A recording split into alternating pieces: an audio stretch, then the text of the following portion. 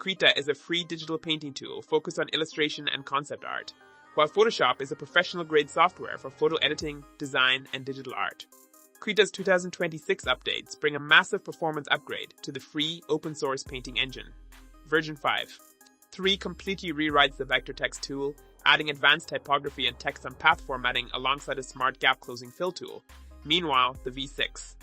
0 brand shifts the ecosystem to Qt6, delivering blazing fast rendering speeds, flawless tablet integration, and full HDR interface support. Krita is a free and open-source digital painting application available on Windows, macOS, and Linux for completely 0 a month. This free forever plan requires no subscription or hidden fees, offering 100% free access to full painting tools like brushes, layers, masks, and filters. Reddit users say Krita is a great free painting program, widely used even after university, offering a solid and reliable experience for digital art. Overall, it's best for artists looking for a powerful and free creative tool. Photoshop 2026 integrates multi-model AI workflows, non-destructive tools, and native upscaling.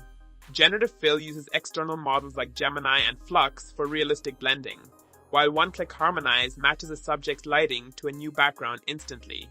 Local selections are faster, though using these heavy compute AI tools requires a premium credit system. Adobe Photoshop offers 3 subscription options, a monthly plan at US $13, 79 Mo, an annual plan billed monthly at US $9, 19 Mo, and an annual prepaid plan at US under $5, 55 IRR. Every plan includes Photoshop, Adobe Fresco, Photoshop Express, Adobe Express, and Adobe Firefly, alongside 100 GB of cloud storage and 25 monthly generative credits. Reddit users say Adobe Photoshop is powerful and reliable, with strong features like templates, layer management, and AI tools. Overall, it's best for advanced and professional quality design work.